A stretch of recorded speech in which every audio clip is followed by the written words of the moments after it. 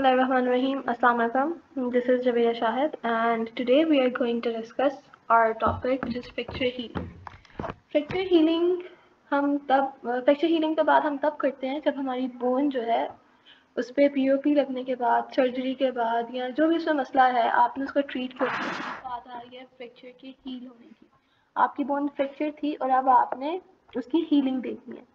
तो इसमें यूजुअली हमारे पास 5 स्टेप्स आते हैं। तो हम बोन हीलिंग से स्टार्ट करते हैं। जब भी बोन टूटी है, जो भी आपकी बोन है वो टूटी है, तो जाहिर है वो सिर्फ बोन नहीं टूटी है, उसके साथ उसकी ब्लड वेसल्स, उसके मस्कुलेचर, लिगामेंट्स, मसल्स वो भी टॉर्न हुए हैं in case depending upon the type of fracture, कौन सी तरह का फ्रैक्चर है उस पर फ्रैक्चर की सेवेरिटी पे डिपेंड करेगा कि कितनी उसको रिपेयर एंड हील होने की ज़रूरत है।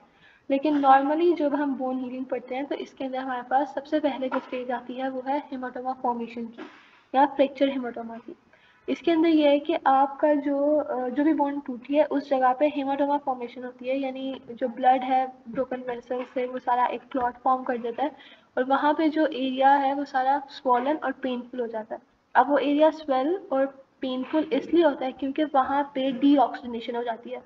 अब जब कोई भी बोन ब्रेक हुई है, ब्लड वेसल्स ब्रेक हुए हैं, तो उतने पार्ट को जो ऑक्सीजन सप्लाई है, जो न्यूट्रिएंट सप्लाई है, जो मिनरल्स चाहिए और जो भी इसकी रिक्वायरमेंट्स हैं वो नहीं मिल रही, तो एज अ रिजल्ट वहाँ पे हमारे पास फ्रैक्चर हीमाटोमा फॉर्मेशन आती है या हीमाटोमा फॉर्मेशन। अब जब वो एरिया स्वॉलन और पेनफुल हो जाता है तो ऑब्वियसली वहाँ पे ऑलरेडी ऑक्सीजन वगैरह सप्लाई कुछ भी नहीं है।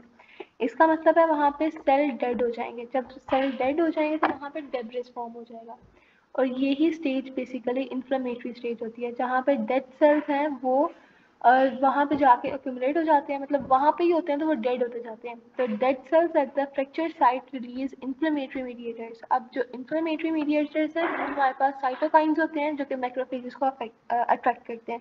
डेड सेल्स है, उन्होंने रिलीज किया साइटोकाइंस, साइटोकाइंस ने रिलीज अट्रैक्ट किया मैक्रोफेजेस को। मैक्रोफेजेस का काम है कि उन्होंने सारी वहाँ पर सफाई वगैरह करनी है, सब कुछ खा जाना है, क्लीन अप करना है। फिब्रोब्लास्ट और ऑस्टियोब्लास्ट सेल्स आएंगे फ्रॉम द पेरियोस्टियम। हमारे पास जब हम बोन को पढ़ते हैं तो हम कहते हैं हमारे पास ऑस्टियोसाइट्स हैं, ऑस्टियोक्लास्ट हैं, ऑस्टियोब्लास्ट हैं।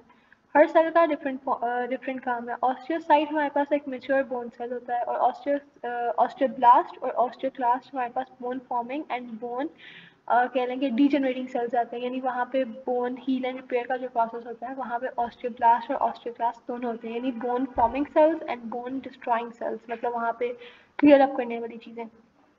तो हमारे पास यहाँ पे मैक्रोफेजेस आएंगे, फिब्रोब्लास्ट आएंगे और ऑस्टियोब्लास्ट आएंगे, वो आएंगे पेरियोस्टियम से, पेरियोस्टियम जहाँ सब कुछ रिलीज हो रहा है। अब हमने बात कर ली कि हमारे पास फ्रैक्चर हीमोटोमा था, इन्फ्लेमेटरी स्टेज थी। अब वहाँ पे कैलस फॉर्मेशन होगी क्योंकि वहाँ पे सारी इन्फ्लेमेशन हो गई, वहाँ से डेब्रिस क्लियर हो गया। ये 2 स्टेजेस होने के बाद हमारे पास हल्की हल्की जो बोन है वो रिपेयर की तरफ जा रही है। वहाँ पे कैलस, जिसको हम सॉफ्ट टिश्यू कह रहे हैं, कि वो दोनों एंड्स पे ग्रो करना स्टार्ट हो जाएगा ताकि इवेंचुअली जो वहाँ पे बोन है वो मीट अप कर सके in the further coming days. जैसे हमारे पास जो फिब्रोब्लास्ट है वो कोलेजन प्रोड्यूस करेंगी और ऑस्टियोब्लास्ट जो होते हैं हमारे पास वो बोन सेल्स को प्रोड्यूस करेंगे। तो हमारे पास न्यू कैपिलरीज भी फॉर्म होंगी पेरियोस्टियम से और ये जो कैलस है ये दोनों ब्रोकन बोन्स के एंड पे ग्रो करना स्टार्ट कर जाएगा और ये जो स्टेज है ये लास्ट करती है 3 वीक्स तक। नेक्स्ट स्टेज आती है हमारे पास कंसोलिडेशन स्टेज, ये 3rd वीक के बाद स्टार्ट होती है और 3 to 4 मंथ्स तक रहती है। अब जो वहाँ पे जो कैलस फॉर्म हुआ था वो बहुत वीक था, वो बहुत फ्रजाइल था, उसने कंसोलिडेट करना है, यानी कैलस बिकम्स कैल्सिफाइड। वहाँ पे डेपोजिशन आएगी, वहाँ पे मिनरल्स की डेपोजिशन आएगी, न्यूट्रिएंट्स आएंगे, ऑक्सीजन आएगी, सारे न्यूट्रिएंट्स वगैरह आएंगे। जो फ्रैक्चर है can not be angulated and is not painful. ठीक है, अब इस फ्रैक्चर को हम कह सकते हैं कि ये रेडियोलॉजिकली यूनाइटेड है, लेकिन अभी वहाँ पे मज़ीद हीलिंग की ज़रूरत है, बोन में भी मज़ीद हील होना है, वहाँ पे कैल्सिफिकेशन होनी है और चीज़ होनी है। तो नेक्स्ट स्टेज हमारे पास जो 5th स्टेज आती है वो आती है बोन रिमॉडलिंग की, जहाँ पे excessive bone is reabsorb by the osteoclast और कोई फ्रैक्चर का, कोई एक्सरे का ट्रेस नहीं रहता और ये हमारे पास बोन रिमॉडलिंग की स्टेज है। लेकिन over the years bone still needs to be healed, वहाँ पे डेपोजिशन आती है मिनरल्स की ताकि वो बोन जो टूटी है जहाँ पे वहाँ वो भी उतनी ही स्ट्रॉन्ग हो जितनी पहले बोन थी, जितनी एक कैल्सिफाइड बोन थी, बट स्टिल बोन उतनी स्ट्रॉन्ग नहीं होती जितना फ्रैक्चर से पहले थी। उसको स्ट्रॉन्ग होने के लिए, कैल्सीफाई होने के लिए टाइम लगता है। तो ये हमारे पास थी स्टेजेस ऑफ फ्रैक्चर हीलिंग की बात, कि हमारे पास 5 स्टेजेस हैं फ्रैक्चर हेमाटोमा। सबसे पहले फिर इन्फ्लेमेटरी स्टेज है, कैलस फॉर्मेशन है, कंसोलिडेशन और बोन रीमॉडलिंग। ये हमारे पास एक पिक्टोरियल रिप्रेजेंटेशन है कि यहाँ पे बोन ब्रेक हुई है, यहाँ पे इन्फ्लेमेशन, और फिर हमारे पास क्लॉट एक्सट्रैक्टिंग और इस तरह से बोन जुड़ रही है, और ये सारा हमारे पास सारी चीज़ें फ्रैक्चर हीलिंग में आ रही हैं। अब वो फैक्टर्स जो फ्रैक्चर हीलिंग को अफेक्ट करते हैं वो है open fractures. Fracture healing delay होती है in case of the open fractures, क्योंकि जो वुंड होता है वो आउटसाइड द इन्वायरमेंट होता है, मतलब आपके सरफेस इन्वायरमेंट के साथ वुंड कनेक्टेड होता है। अब वहाँ पर अगर कोई भी इशू आएगा उस वुंड में, उस वुंड की केयर बहुत ज़्यादा ज़रूरी होती है। अगर उस वुंड में कोई भी इशू आ रहा है तो वो डायरेक्टली आपकी बोन हीलिंग को, फ्रैक्चर हीलिंग के प्रोसेस को अफेक्ट करेगा। हमारे पास इम्प्रॉपर अलाइनमेंट आ सकती है बोनी एंड्स की, आपने फ्रैक्चर को प्रॉपर तरह से बोन को अलाइन नहीं किया। सेगमेंटल फ्रैक्चर्स आ सकते हैं, यानी जो सेगमेंटेड पीसेज हैं आपकी बोन के, वो ठीक तरह से रिपेयर नहीं हो रहे हैं, उनमें कोई मसला आ सकता है। सॉफ्ट टिश्यू इंटरपोजिशन आ सकती है, damage to the blood supplies, pathological bones such as osteoporosis, bone cyst, bone tumor, metastatic deposits, ये सारी वो चीज़ें हैं जो आपके फ्रैक्चर हीलिंग के प्रोसेस को बहुत ज़्यादा अफेक्ट करती हैं। इसके अलावा हमारे पास रिलेटेड फैक्टर्स, जो एज का आ जाता है।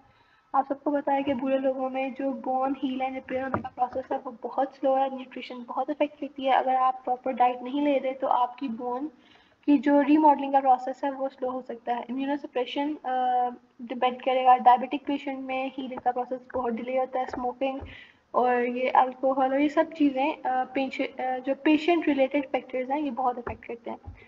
वो फैक्टर्स जो बोन हीलिंग को प्रमोट करते हैं उसमें हमारे पास आता है प्रॉपर अलाइनमेंट। जब आपने बोन को फिक्स किया, आइदर आपने कोई एक्सटर्नल फिक्सेशन किया या कोई इंटरनल फिक्सेशन किया। External fixation by POP and internal fixation either by nails, screws, plates, etc.